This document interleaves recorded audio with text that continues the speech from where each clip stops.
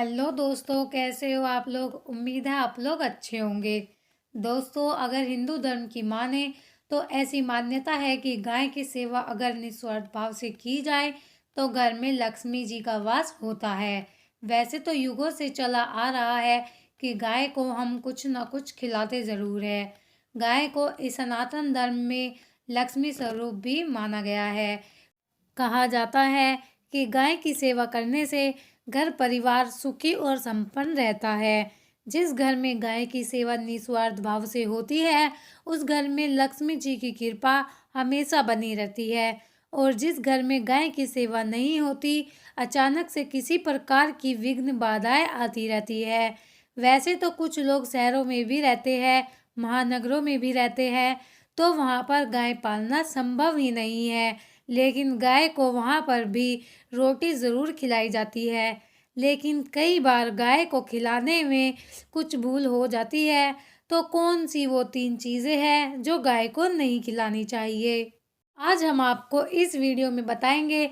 लेकिन दोस्तों, उससे पहले आपसे रिक्वेस्ट करते हैं कि वीडियो को लाइक ज़रूर करिएगा, दोस्तों को शेयर कर दीजिएगा। और अगर अभी तक आपने हमारे चैनल को सब्सक्राइब नहीं किया है तो चैनल को सब्सक्राइब करके बेल आइकन ज़रूर दबाइएगा। दोस्तों, गाय के अंदर सभी देवी देवताओं का वास माना जाता है। तो आप सुबह जो पहली रोटी बनाते हैं वो अगर गाय को खिलाते हैं तो देवी देवताओं का आशीर्वाद मिलता है। गाय को गुरु के साथ जोड़ा गया है, यानी गुरु ग्रह के साथ, बृहस्पति ग्रह के साथ। इसलिए गुरुवार के दिन गाय को रोटी पर 1 चुटकी हल्दी डालकर खिलाए तो सुख संपत्ति, धन ऐश्वर्य बढ़ता है, दुष्ट ग्रह शांत हो जाते हैं। जो लोग मानसिक रूप से परेशान हैं, वो गाय को रोटी पर थोड़ा सा गुड़ रखकर खिलाए तो सकारात्मक ऊर्जा आती है, टेंशन खत्म होती है, स्वास्थ्य अच्छा रहता है। और अगर आपको लगता है कि आपके सभी ग्रह खराब है तो ऐसे में गाय को पहली रोटी रोज खिलाए, सभी ग्रह धीरे धीरे शुभ हो जाएंगे। कभी कभी जीवन में लंबे समय से कोई मंगल कार्य नहीं हो रहे होते, तब ऐसे में आप गाय को रोटी खिलाए, गाय की मस्तक को छूकर अपनी मन्नत कहे, प्रणाम करे, पैर छुए तो आपकी मन्नत ज़रूर पूरी होगी। तो ये था गाय को आप क्या खिलाए उसके बारे में। लेकिन गाय को क्या नहीं खिलाना चाहिए, अब हम वो जानते हैं। गाय को रोटी तो हर कोई खिलाता है। अब ये रोटी बासी बिल्कुल भी नहीं होनी चाहिए, यानी कि 1 दिन पहले की जो रोटी बनी होती है और आप दूसरे दिन सुबह सुबह खिला देते हैं, वो नहीं खिलानी चाहिए। कई बार आप रोटी बना लेते हैं और उस दिन गाय मिलती नहीं है तो रोटी रखी रह जाती है। फिर वो अगले दिन गाय को खिलाने से गाय का अपमान माना जाता है, वो रोटी बासी कहलाती है। इसलिए गाय को 1 दिन पहले की बची हुई रोटी कभी नहीं खिलानी चाहिए। सड़ी गली चीज़ें, खराब चीज़ें गाय को मत खिलाइए, इससे घर में परेशानी आती है। अगर आप ऐसा करते हैं तो अपनी आदत को बदलिए, क्योंकि इससे घर में तकलीफ आती है। गाय को हरा चारा तो हर कोई खिलाता है। हरा चारा आप खिलाते समय एक बात का ध्यान रखें, गाय को सबसे ज़्यादा पीपल का पत्ता लोग खिलाते हैं, पर पीपल का पत्ता आप खुद से तोड़कर मत खिलाइए। दूसरी बात, आप घर में सब्जी लाते हैं तो साग आ जाता है, तो उसमें से अच्छी चीज़ें तोड़कर रखें, बचा कुचा आप गाय को ना खिलाएं। आप जो देंगे वो गाय खा लेगी, लेकिन थोड़ी सी कुछ अच्छी चीज़ें मिलाकर गाय को खिला दीजिएगा तो ज़्यादा फायदा होगा। गाय को दूध नहीं पिलाना चाहिए, आप दही चावल खिला सकते हैं, लेकिन दूध ताज़ा हो या बचा हुआ भूलकर भी गाय को मत पिलाइए। तो 3 चीज़ें गाय को नहीं खिलानी है। एक तो बची कुची रोटी नहीं खिलानी है, कोई भी अनाज बच जाए उसे दूसरे दिन गाय को नहीं खिलाना है। जैसे चावल बच जाता है, रोटी बच जाती है, और आप अगर चारा खिलाते हैं उन्हें तो सड़ा गला मत खिलाइए। और अगर खिलाते हैं कोई चीज़ तो उसके साथ कोई अच्छी चीज़ें मिला ले, और गाय को दूध भी नहीं पिलाना है। ये चीज़ें बिल्कुल भी ना खिलाए, नहीं तो घर में गरीबी आती है, माता लक्ष्मी आपके घर में वास करना छोड़ देती है।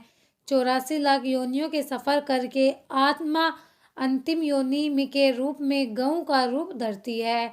गाय लाखों योनियों का वो पड़ाव है जहाँ आत्मा विश्राम करके आगे की यात्रा शुरू करती है। दोस्तों, गाय को कोई अपशगुन नहीं होता है। जिस भूभाग पर मकान बनाना हो वहां पर अगर 15 दिन के लिए गाय और बछड़ा बांध देते हैं तो वो जगह पवित्र हो जाती है। भूभाग से भी बहुत सारी आसुरी शक्तियों का नाश हो जाता है, क्योंकि गाय में सकारात्मक ऊर्जा का भंडार माना गया है। गाय का मार्ग रोकना, अगर आप कहीं भी जा रहे हैं और गाय माता आपका मार्ग रोक दे तो ये बहुत ही शुभ माना जाता है। गाय और बछड़े का दर्शन एक साथ आपको हो जाए तो आपकी सफलता का प्रतीक माना जाता है। अगर आपके घर के आसपास गऊ घूमती रहती है तो इसका मतलब है कि आपके घर से काफ़ी सारे संकट अपने आप ही दूर होने वाले हैं और समृद्धिपूर्वक जीवन आपको मिलता है।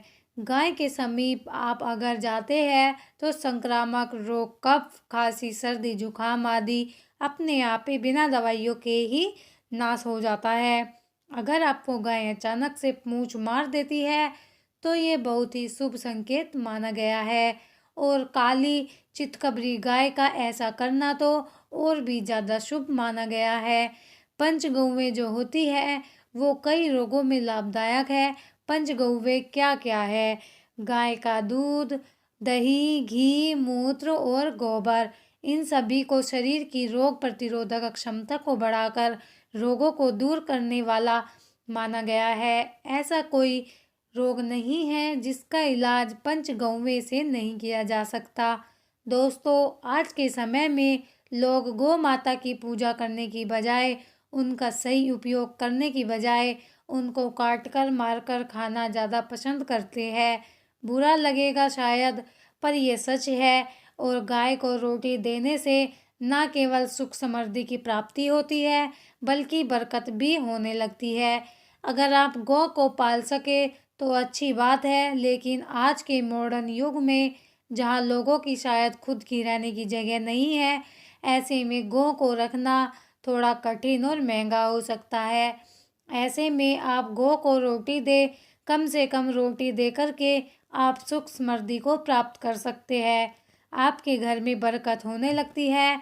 हमारे बुजुर्ग हमेशा से कहते आए कि गाय को रोटी खिलानी चाहिए, लेकिन समय स्थिति के चलते गाय की सेवा हर कोई नहीं कर पाता। लेकिन कम से कम रोटी तो आप खिला ही सकते हैं। अगर रोटी भी नहीं खिला सकते हैं, जैसे काफ़ी सारे जो हमारे भाई बहन मलेशिया, लंदन वगैरह में बैठे हैं, उनको गाय नहीं मिलती, वो पूछते हैं कि हम गौ सेवा कैसे करें। आप ऐसा कर सकते हैं, आप गाय के नाम के पैसे निकालते जाए और फिर आप चाहे तो कभी इंडिया आए तो गौशाला में दान दे दे, या फिर आप चाहे तो वहीं पर किसी गरीब को गौ के नाम की रोटियां खिलाए। किसी भी अनाथ आश्रम में चले जाए, किसी वृद्धाश्रम में चले जाए, किसी भी दूसरे सफ़ेद पशु को आप भोजन कराए, ये भी आपके लिए बहुत अच्छा होने वाला है। कम से कम रोटी ज़रूर खिलाए। हमारे देश में कई जगह देखा गया है और कई लोगों का प्रश्न आता है कि हम झूठी रोटी गाय को देते हैं, क्या ये सही है या गलत है? हम झूठा खाना, बचा हुआ खाना गाय को खिलाते हैं, यानी जो बच जाता है वो गाय के हवाले कर दिया जाता है। तो आपको बता दें दोस्तों, रामायण काल में गाय माता को एक श्राप मिला था, उसी की वजह से आज उनके साथ ऐसा हो रहा है। उसी श्राप की वजह से गौ माता में देवी देवता का वास होने पर भी उनको झूठा खाना पड़ता है, यहाँ तक कि पोलोथीन भी खाते हैं। हालांकि ये किसी भी लिहाज से सही नहीं है।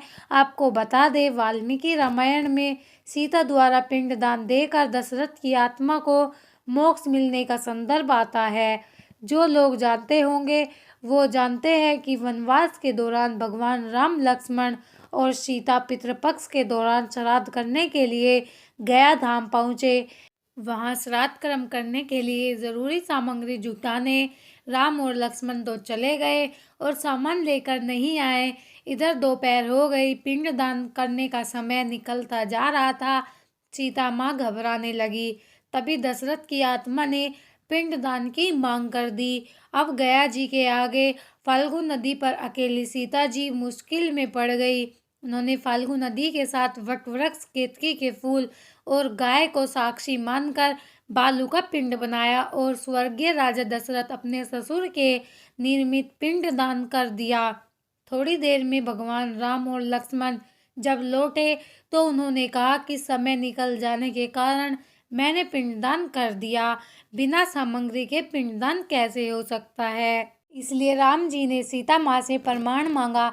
तब सीता माता ने कहा कि जो फाल्गु नदी की रेत है, केतकी के फूल है, गाय है और वट वृक्ष है, जो मेरे द्वारा किए गए श्राद्ध कर्म की गवाही दे सकते हैं। इतने में फाल्गु नदी, गाय और केतकी के फूल तीनों इस बात को मुकर गए। उन्होंने कहा, सीता माँ झूठ बोल रही है, सिर्फ वट वृक्ष ने सही बात कही। तब सीता जी ने दशरथ का ध्यान करते हुए उनसे ही गवाही देने की प्रार्थना की। दशरथ जी ने सीता माता की प्रार्थना को स्वीकार करके घोषणा की कि ऐन वक्त पर सीता ने मुझे पिंड दान कर दिया। इस पर राम आश्वस्त हुए। तीनों गवाहों द्वारा झूठ बोलने पर सीता जी ने उनसे क्रोधित हो गई और उन्हें श्राप दिया। फाल्गु नदी से कहा कि जा, तेरा नाम सिर्फ नदी रहेगा, लेकिन तुझ में पानी का भी नहीं रहेगा। इस कारण आप भी जानते होंगे, जो लोग जानते हैं, कि फाल्गु नदी गया में आज भी सूखी ही रहती है। गाय को श्राप दिया कि तू पूज्य होकर भी लोगों का जूठा खाएगी, और केतकी के फूल को श्राप दिया कि तुझे पूजा में कभी नहीं चढ़ाया जाएगा।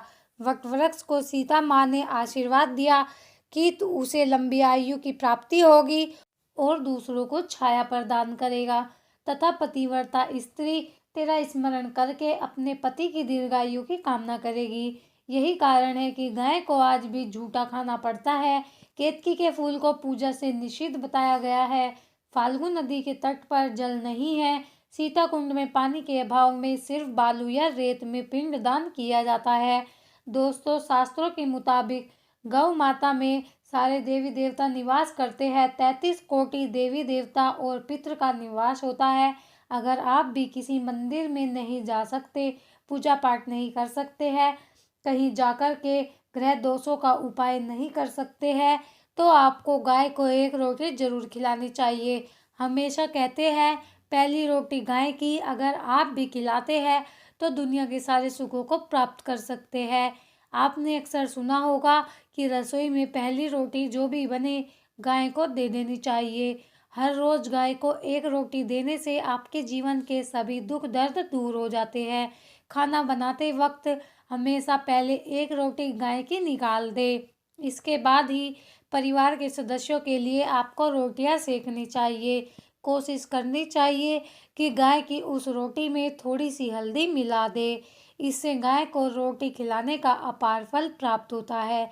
अगर गुरुवार का दिन हो तो लोई ले ले, सने हुए आटे की छोटी सी लोई बना ले और उसमें हल्दी मिलाकर गाय को खिला दे।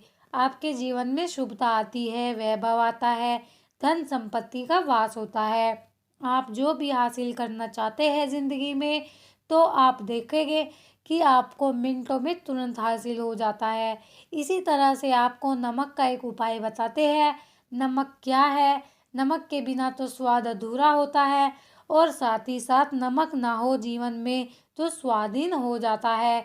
जितना हम खाने में नमक को इम्पोर्टेंट मानते हैं, उतना ही ज्योतिष में नमक को इम्पोर्टेंट ही माना जाता है और इसे कर्ज की वस्तु माना गया है। किसी का नमक खाने का अर्थ क्या होता है? उसका कर्जदार होना। आपने सुना ही होगा, नमक का कर्ज अदा करना है।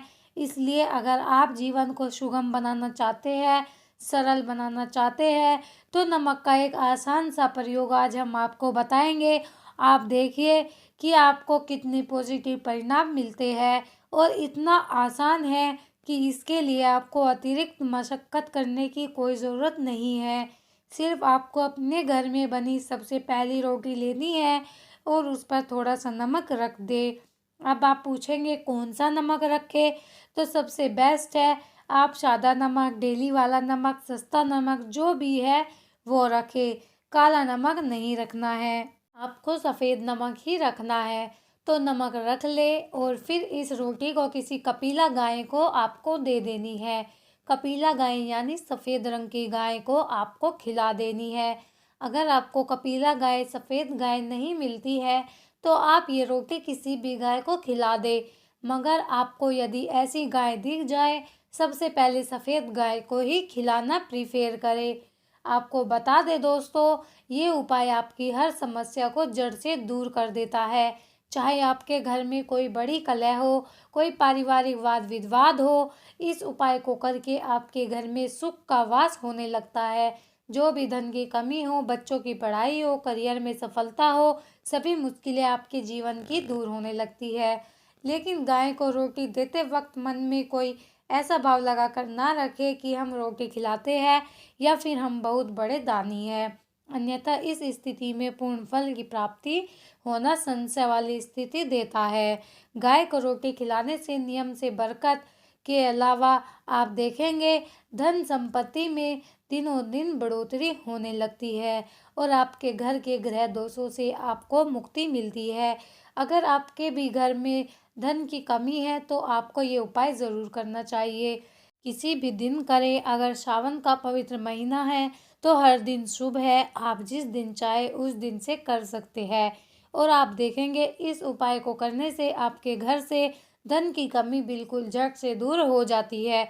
तो ये उपाय आप ज़रूर कर लीजिए। दोस्तों, आपको हमारी ये वीडियो कैसी लगी हमें कमेंट में ज़रूर बताएं। और हाँ फ्रेंड्स, हमारी वीडियो को लाइक और चैनल को सब्सक्राइब करना ना भूलें। दोस्तों, अगर आपने हमारे चैनल को सब्सक्राइब नहीं किया है तो सब्सक्राइब कर ले और बेल आइकन पर क्लिक कर ले ताकि हमारी आने वाली वीडियो का नोटिफिकेशन आपको मिल सके। दोस्तों, मिलते हैं अगली वीडियो में, तब तक के लिए goodbye and thank you for watching my video.